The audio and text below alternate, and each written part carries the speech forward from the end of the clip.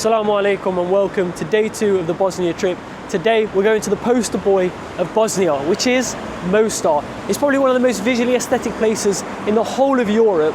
And it's one of those cities that you would think is the capital. As soon as you type in Bosnia on Google, you're gonna see Mostar because it is just so beautiful. Aside from the beauty, Mostar was one of the central points for the Bosnian War in the 90s. And it has so much remains from that war that I just need to see before I go home. So let's go to Mostar. Bismillah.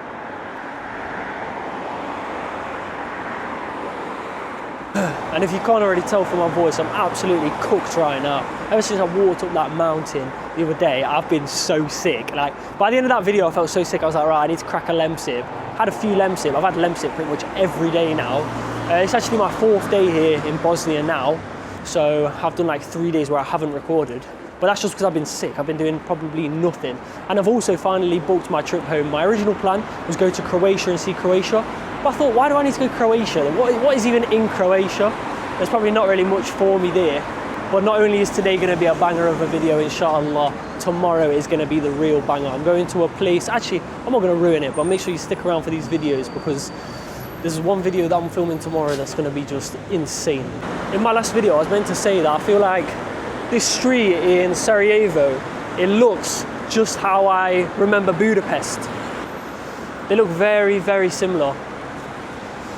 Oh, hello, you just gonna drive up on the path then, or what are you doing, bro? It's my first time walking fully down this street because my apartment was miles away from this area, but I've moved now into the centre. But this tower over here is Al Jazeera, which is like the Islamic news, I don't know, the Islamic news channel of the world, I would say. But it's definitely the most popular anyway. But I didn't expect to see that here.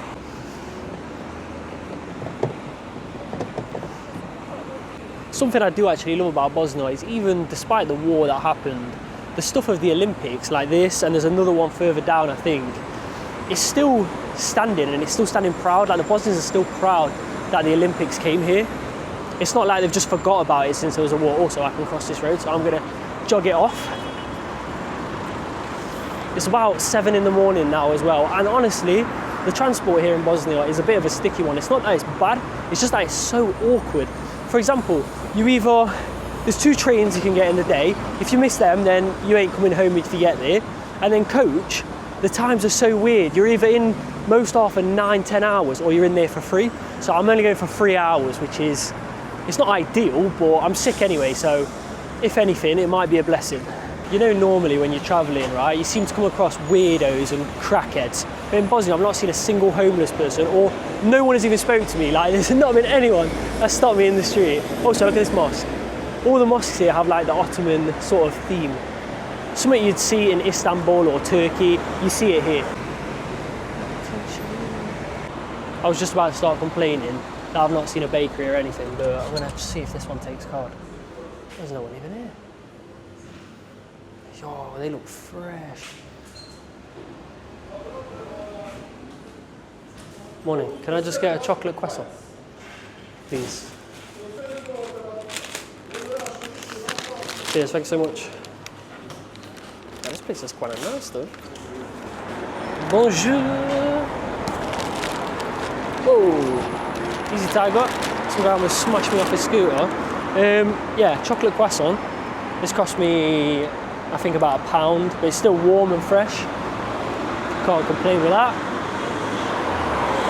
I'm so grateful that I found this place though, because genuinely I was starting to think like, am I gonna have to bang out Oreos and Doritos for breakfast? And the funny thing about that is I was gonna give those Oreos and Doritos to, oh, you got the same camera? Is that 5 or 4? 4. Oh, nice one. Yeah, we out here vlogging.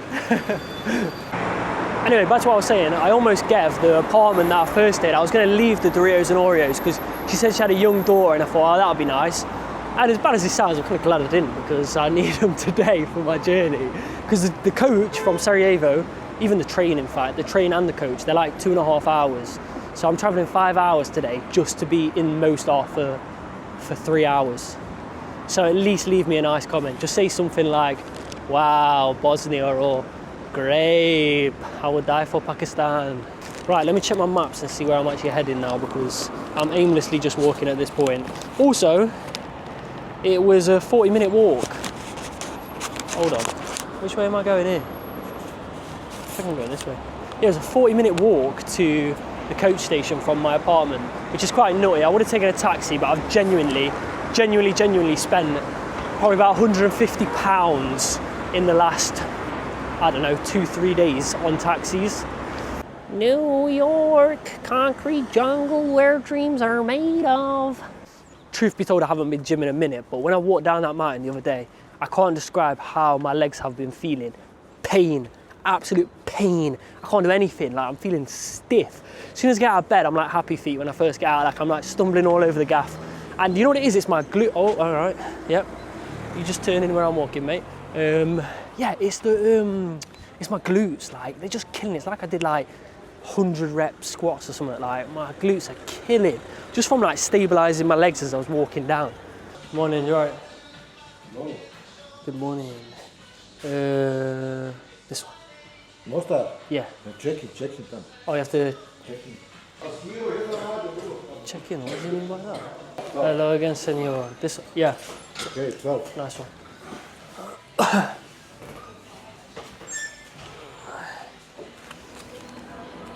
So once you get here, you have to pay to get in. So I'm paying to obviously go on the coach, and then once you get here, you have to pay to get into the coach station. It's one of them things, isn't it? It's like when you got to pay to go to the toilet. It's just annoying. It's quite an old looking station, but they've got cafes all the way down. And yeah, to get in here, you have to go through the main entrance and then go to the desk and pay them 2 marks. So it's like £1 entry, but why? I always find that weird, but I don't know, there must be a logical reason that I just can't think of. I want to try grab a, I don't need snacks right now, I just need to buy a pack of tissues because I'm ill. I am ill. I'm too ill. Brother, can I just run shop and then come back? Yeah. Alright, this one's got to have some pack of tissues in it, surely.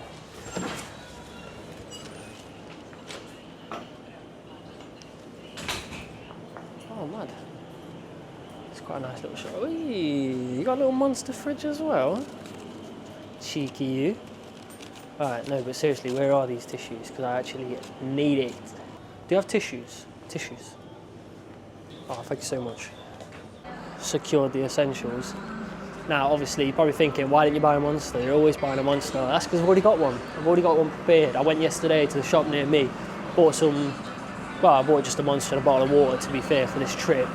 2.5 hours, man. I ain't ready for that. Oh my gosh, what is this? Survival of the fittest?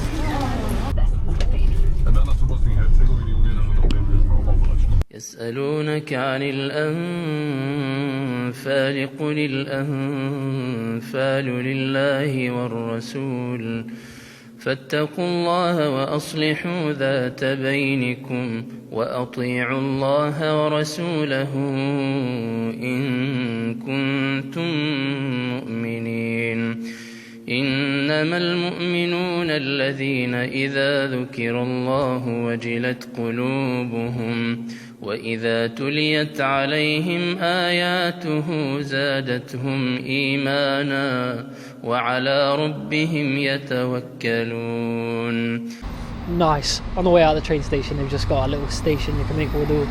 I think that's what this is for.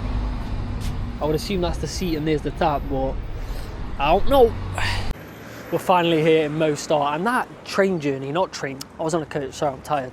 That coach journey was so visually aesthetic, like it was insane. I've seen some of probably the best views I've ever seen in my life just by going on that coach. We're going to a sniper tower now that was used by the Croats when they were here fighting the Bosniaks. It used to be an old bank building, but then during the war the Croats took it over and used it as an advantage point to snipe the Bosniaks. And the thing about the Bosniaks, which were the Muslims, is most of the fighters, they weren't even Muslim, they were human. They were just standing. The reason I say human is not like, oh no, they were human, is that they stood for human rights basically. They believed that it's not right for the Croats to come here and just start ethnically cleansing the Muslims. So a lot of the fighters weren't even Muslim. But a lot of them did convert to Islam. But look at this, subhanallah. Bosnia really is like something else. And of course I can show you all this, but it's never going to do it justice. So that side of the bridge there is the East Bank, and now I'm in the West Bank. The West Bank was mainly occupied by the Croats, the Catholic Christians, the Catholics, yeah. So the West Bank was Catholic Christians and the East Bank was where the Bosniaks were, the Muslims. And even still today, there is a little bit of tension between the Croats, or this side of the West Bank, and the East Bank. But can you really blame them? Like, some people, the war was only like 20-something years ago, and some of these people, they lived through it. So can you really blame them for having a bit of bad blood towards, you know, the people that were trying to ethnically cleanse them and killed their families? No, you can't. And just the vibe of Mostar is already completely different to Sarajevo. Sarajevo is very Budapest-like. It's very, I don't know how to describe it. It's like a lot of brown, darker city, I would say. But Mostar is so bright. And not only is it because the weather is just generally much better in the south, but the visually, like the buildings are a lot whiter and the streets just seem, I don't know, maybe cleaner. And truly, one of the saddest things about the Bosnian War was just the fact that Europe turned a blind eye to it.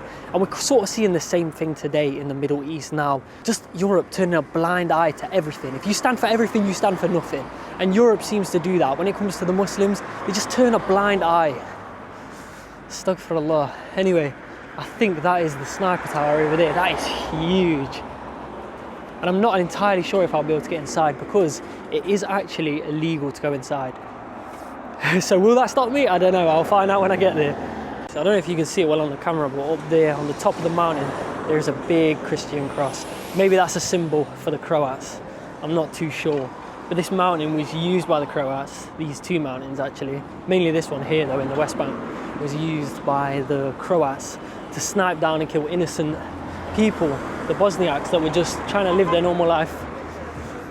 But it all got turned upside down to the point where even lawyers, bankers, they all had to just take on the role of being in the army essentially, just to defend their families and the people around them.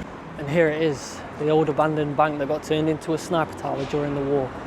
It still has loads of bullets all over it and it's covered in modern graffiti. It has all of the abandoned stuff here. It's just coated in modern graffiti that stands for politics and religion. Even, I swear every bank looks like this little bit in the front. We're all living under the same sky. We are all living under the same sky and still look, tons of bullet holes in the wall. And it's true, we don't need these kind of wars, man. Like, we're all living under the same sky and we should all live peacefully. But not everyone has the same idea.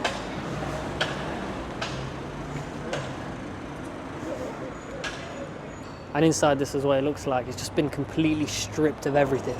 There is nothing left in there other than just art. And it looks like people have just been, I don't know, going in there, taking some pictures, leaving their rubbish. Luckily, there are parts like this where you can still look inside. I remember when I was a widow, someone's wrote on the wall over there. There seems to be this little alley just around the side of the building. I want to see if it leads to something where maybe I could, I don't know, climb inside maybe. I don't know. It's all caged off, so it's definitely, yeah, I definitely just shouldn't be here, to be honest. I don't think I should even be going that way. It is illegal to go inside, so I'm probably not going to go inside. Seems though I've only got 2 hours here, and if I go inside and I get in some sort of trouble, then I'm stuck in there, so I don't really want that. But it's definitely a major symbol here in Mostar, and it's definitely worth coming and seeing. Everyone goes straight to the bridge, but for me, this was the one thing that I felt like I needed to see. And the thing here is Mostar is one of, because it's not the capital, it's one of those cities that still has a lot of the damage left over from the war. Whereas Sarajevo, you don't see that much stuff where you would say, oh, there was definitely a war here, unless you go out looking for it. But Mostar is a little bit different. It does have a lot of abandoned buildings, just buildings with tons of gun holes, like bullet holes, sorry. Like this one over here, absolutely just caked off in bullet holes. When I see buildings like this, it just makes me think of Call of Duty. Anyway, that was Sniper Tower of the West Bank. I'm not entirely sure what this building was either, but it's all still been just left from the war, full of bullets, damage from combat. And then 30-second walk around the corner, you've got this just nice, beautiful looking Greek style architecture or something. You've got an abandoned building over there, abandoned building over there, abandoned building over there. There's so many of just abandoned buildings. The way the Bosniaks actually survived the war is just something that is incredible. So obviously these mountains here, Mostar is just deep in the valley. So to get things in, they need to be imported in from outer places. Like a lot of ingredients would have needed to be imported in. But since the Croats had control of all of these mountains with the snipers, killing innocent people, by the way, the women of the city on the East Bank, the Muslims, they would go around and find things like carrots, onions, and they would make like a broth, a soup, and everyone in the area, when they could, they would run over to that house or multiple houses and they would collect themselves a bowl of broth for their family, and that's what they were living off. So they were very malnourished, starved, and it seems like history is repeating itself. When we look at the Middle East currently, we see sort of the same problems again and again and again. I'm just heading now into the old town, which you can already see has such an Ottoman style influence to it, with the cobble floors, and it feels like Istanbul.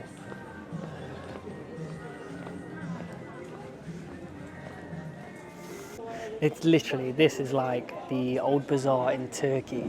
The same sort of thing, you know, you've got the lanterns, the scarves, little fridgy maggies. SubhanAllah, we're now at the Mostar Bridge. As you can see over there, there are speedboats because this bridge is famous for bridge jumping. Like people actually climb up here and jump off. I'm not gonna do it, but and over here there is like a training facility. So to jump off you have to pay 25 euros, and to jump off you have to first do like a little bit of training off this over here. You got to jump in and prove that you can actually, you know, survive after you jump in. But it's around 25, I think it's 25 meters in the air. And the biggest thing about this bridge is it's meant to be a symbol of like peace and unity now, because this bridge was actually destroyed during the war. And it wasn't until in 1997 when they started remaking the bridge, and in 2004 it reopened again. But this bridge, it used to be covered in like black carpets sort of thing, and they'd built like a bit over the top so that people could run across the bridge and not get sniped, because up there is where all the snipers were just waiting for people to cross the bridge. And it took them so many attempts as well to actually destroy this bridge, because without this bridge during the war, the Bosniaks would have really struggled, and they did, because eventually the Croats did destroy it in 1993. You know when you see these people bridge jump and you think, oh, that's not that impressive, I could do that. Mate, when you actually stand up there and see like how high 25 meters actually is, there is no way you're jumping in that. Plus the water's freezing, even in summer it's like 7 degrees. So I'm actually visiting Mostar in the off-peak season. It's October currently. Yeah, it's October, almost November. And it's still pretty busy, but I can't even imagine how busy it would be here in summer. It's going to be like 10 times busier than this.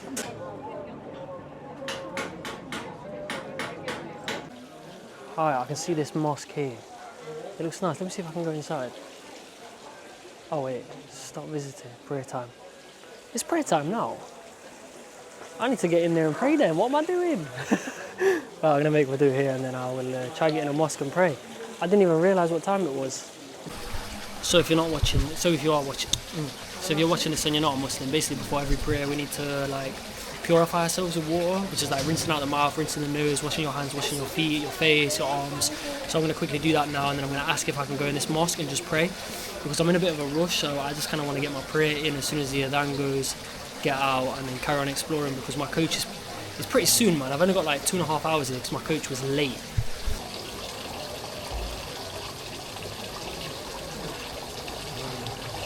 Right, I finished wudu. Let me see if I can get in the mosque now. Can I go in and just pray and then come back? Or can I just go in and pray and come back? Thanks so much.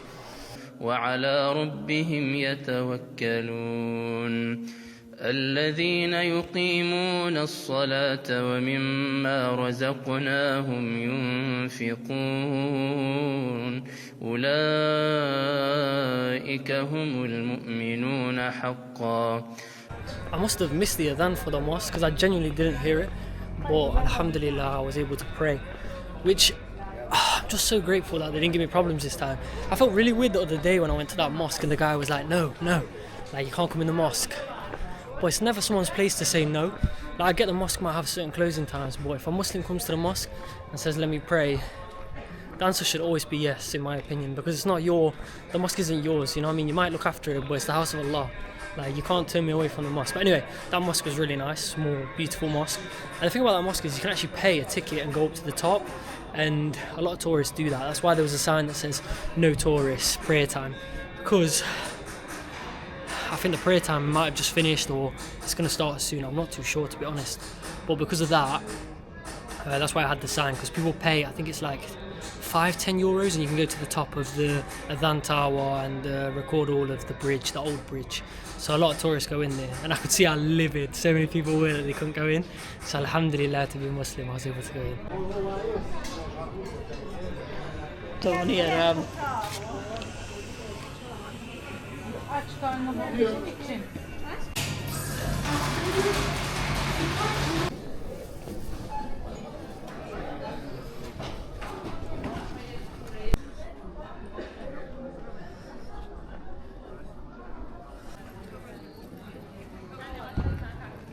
This part of the city now is so European, it's unreal. It looks like pretty much every European city that I've been to be fair. I can't really pinpoint what I'd say this is like, but... So that burger that I just ordered, cannot lie, he made that extremely quick. I don't know if he's just given me, he's bagged me up a little Rustler's burger, but that was like a minute burger. I'm sure he just threw it in the pinger and then threw it on the grill for like 10 seconds or something, because it was just too quick. Like, there's no way it was a fresh one. Take one little detour off the main bit there, and you just have back to abandoned buildings again. It's just crazy. In the centre, there's just a huge abandoned building like this. Honestly, it's crazy how there's just so many reminders of war here. I wish they could let you go inside, to be honest, but they've barricaded it all off. And the reason for that is because it's not actually safe to go inside.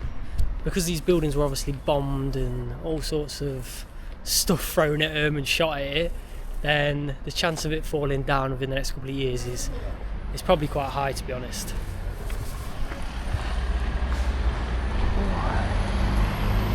I really want to see what's over this wall, but obviously it's way taller than me, so I'm sending you up. Did you see anything? Did you see anything? I need to watch the footage back to see if there's actually anything over there. I'd love it if I just watched it back now and there's just some mad crackhead just at the camera.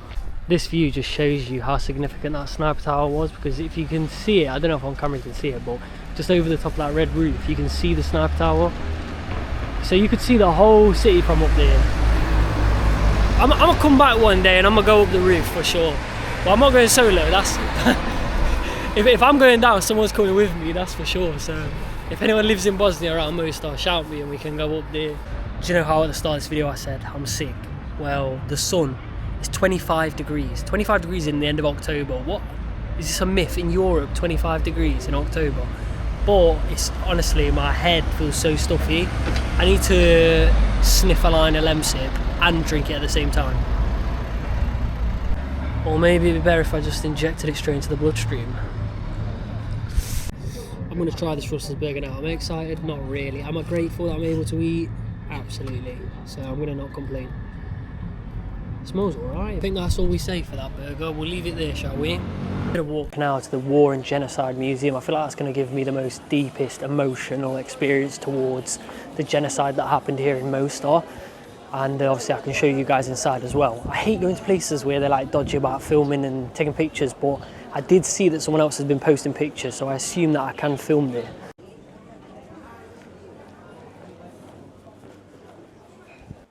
Oh my gosh. This place is giving me goosebumps like crazy. The woman at the desk downstairs, she said, I suggest you start upstairs first, so... A wooden AK-47. So this wooden rifle, basically, the Croatians would capture Muslims, make them hold this gun and send them out as bait, basically, to be shot by the Bosniaks, who were obviously firing back at them. So they might have killed other Muslims not knowing. I find it crazy how in England we learn so much about the Nazis and the concentration camps, but when we look here, the Bosniaks experienced the exact same thing, concentration camps. Look at them. Why is that TikTok music playing? Some sad TikTok music.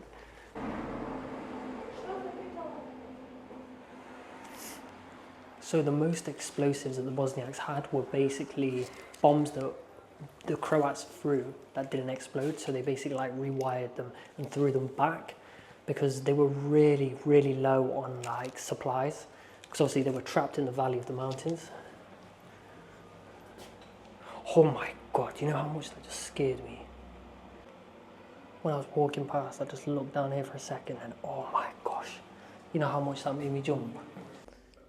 This part of the museum is probably the most eerie, but yeah, interesting, because these are items that were left by people that lived through the Bosnian War. We have cigarettes, coats, lighters, watches, belts, some sandals. I'm at a section of the museum now where you can leave a note, so you could just write. A lot of people have put about Palestine, Allah, Palestine, Inshallah. I don't know what that is. People in power need to grow up. War is not the answer. This is super interesting and I'm going to give it a go. So there is a phone here and there is phone numbers with people's stories. So confession of a criminal, a mother whose son was killed. So what I'm going to do is I'm going to ring the phone number here, and the person whose number is in here, they are going to tell their story from many years ago.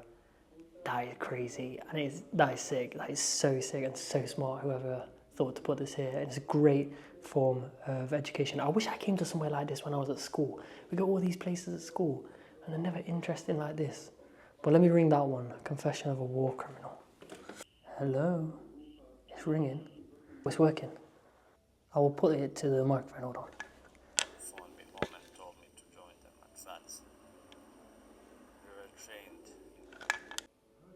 SubhanAllah, the one I've just listened to is giving me goosebumps. The guy's telling like the story of how he killed people. Like the person who was in charge threw a guy to the ground, smacked him on the head with a gun, and then made him, you know what I'm saying, Bismillah. Yeah, so that's crazy. The cost to come in this place is around £9 British or 18 of the Bosnian money. I can't remember what it's called, but it's definitely worth coming, just because if you spend the money here, it's going to help them improve it, and it's going to help them obviously pay to keep this place running, which it should be forever. This place should always be a staple of Bosnian history and should stay open. So by coming here, you're actually supporting a good cause, in my opinion. You can go along and you can read people's individual stories, or you could read about an overview of an event that happened. And like I said earlier, these people that were fighting for the Bosniaks, they were just normal people. They were lawyers, they were shop owners, they were just men that were Muslim, or they stood for humanity essentially. So these are just normal people and their stories. There is a model here of the concentration camps and how they used to look. Oh my gosh. They've done a really good job at rebuilding this and giving you a good insight into how it would have looked. Oh wow. Okay, this is probably the most emotional part, I would say, for me personally. This is what it would have looked like in the bunkers of where they were hiding during the war. There is a bed, there is a very old TV, a washing line, a cot for a baby, the table where they would share their dinner, or whatever they could get their hands on. Maybe it was the broth, the soup that I mentioned earlier, or maybe they had some biscuits and stuff that they maybe had left over, or they scavenged from another house. But I could just never imagine life like this. And the one thing that I've truly taken away from this is how blessed and lucky I actually am. I've lived such a very blessed life, and even to be able to be here, I feel very blessed, and it's such an amazing opportunity that I've been able to come here. So maybe they've put food in here that they would have had. So this looks like crackers, a tin of herring, fish, yeah, herring fillets, feta cheese. That was so deep. Now don't get me wrong, I did my research before coming here, but to see the items of the clothing that people were wearing, the items that they were using to entertain themselves, how they would have lived during the war, honestly it's really heart touching. And if you're ever here, I do recommend you go to the Mostar Museum of War and Genocide, for sure.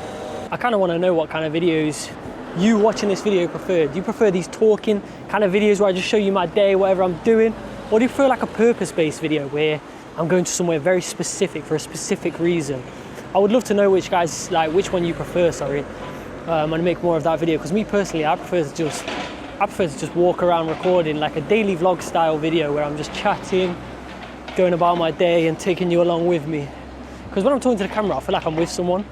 Like I don't feel like I'm alone. Like if I'm solo traveling, but I've got my camera, I feel like we're together, you know what I mean? Me and you, brother to brother, we're here for an experience together. But when it's purpose-based, it feels more like I need to be specifically informative, not as just being myself, for example, walking around talking. So let me know in the comments anyway which one you prefer, talky day vlogs, or do you prefer purpose-based videos?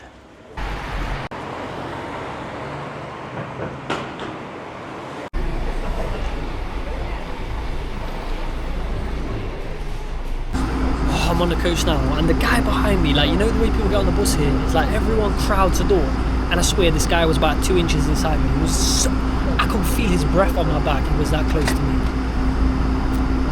This just could never run in the UK. It could never run. If you've made it to this part of the video, you're an absolute legend, and I genuinely can't thank you enough.